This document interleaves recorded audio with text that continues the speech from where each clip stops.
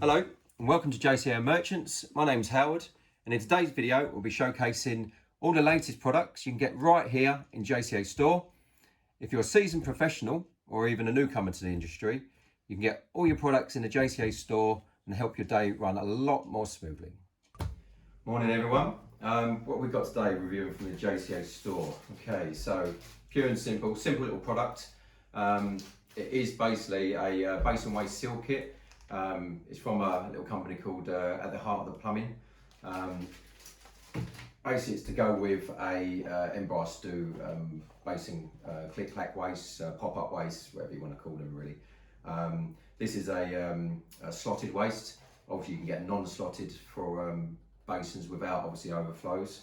I'll quickly show you this product.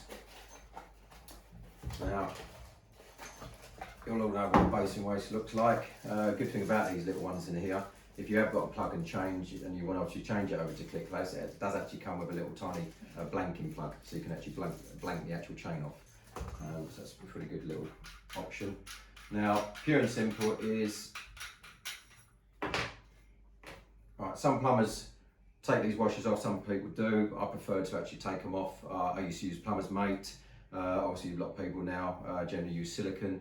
Now, the problem issue you've got is when the water comes through here, you get a little bit of water that trickles down. The water sits in there obviously, but you'll get water that trickles down here. Now, if you come back to the basin in here, this is where it's actually sitting. So you're either putting a mastic around there.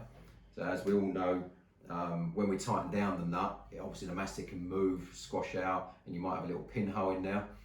Any water that's trickling around there will find that pinhole. Same as Plumber's Mate, same again, you do the Plumber's Mate. Some people might not have a problem with this, but it's just a good little product to show you. So, let's get this out.